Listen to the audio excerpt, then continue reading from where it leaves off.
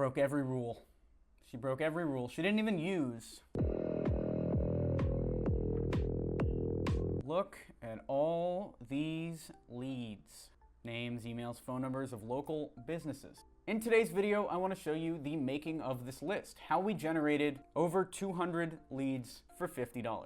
This is a list of local businesses in the US, skate shops, and boutique apparel stores that I generated on Upwork. We're gonna go super in depth. I'll show you the job posting that I put up on Upwork, the proposals that we received, how I picked the freelancers that we did hire, the communication with those freelancers, and then how the quality of work ended up. So let's do it. Here's the exact post that I put up on Upwork. Lead generation list building for local business. Put this up 8 days ago. And here is the actual post. Hey, looking for someone to build a list of leads matching the following criteria: independent skate shops, clothing stores, coffee shops, and any other local business that sells apparel in the United States. Need name of business, link to website, name of owner, email, and phone number. The reason I'm asking for these leads, by the way, is because I run a store called Whoa Hello, where we sell apparel.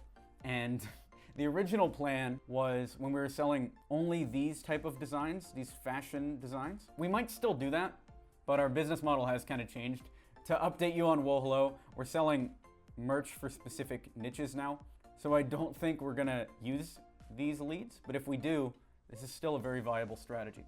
Anyway, back to the process. Paying 25 cents per lead generated to be added to this form, and I created this Google form where the freelancers would put in the business name, the city, the state, the website, the name of owner, the email address, the phone number, and then importantly, tag themselves at the bottom. This was pretty easy to set up. In Google Forms, you just add the form fields and all the leads are automatically added to a Google Doc, which you can download as an Excel if you wanted. The reason I did this is to make sure that all of the leads they generated had all of the data points. Otherwise, I've done this in the past and you get incomplete data, which I'll actually show you. We had something similar happen during this exact experiment.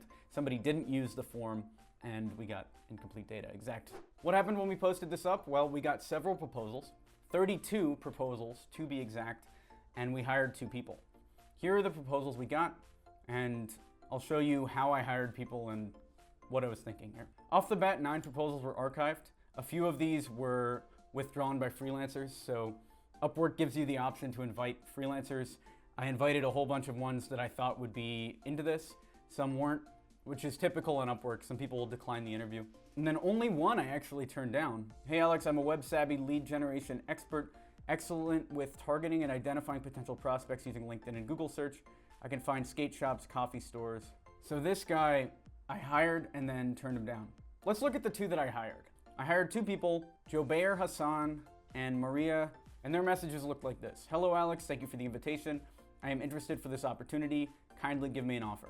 Hello Alex, I'm very interested on your project, lead generation list building for local businesses. I'm a freelancer with more than 4,000 Upwork hours. So these are stock messages, but this is also 25 cents a lead. So my mindset going in was I'm just gonna hire a bunch of people and some are gonna be good, some are gonna be bad. And then not only did I send them the leads, I split them up. So I hired 2 freelancers. One tackled all the states east of Texas to find these skate shops. One tackled all the states west of Texas. And the reason I did that is so that there were no duplicates. There was no need to check for duplicates because, I mean, they were looking in totally different areas. And then I have this nice diagram that I sent each person so they know exactly what states to target. Jobair's leads were great, but what I really love about this strategy and what worked so well here is I didn't give him any real instructions. I told him to find boutique shops, but typically what I would have done in this situation is film myself finding a few of these leads first to give him a framework to work in. But what I learned over the course of this experiment is lead generators have been doing this for a really long time now. There's no need to teach them how to find email addresses, how to find any type of store. They'll just be able to do it. I just clicked this link at random and 406, we are a lifestyle brand and shop that promotes art, music, style, forward thinking, and Montana living. They're a retail store.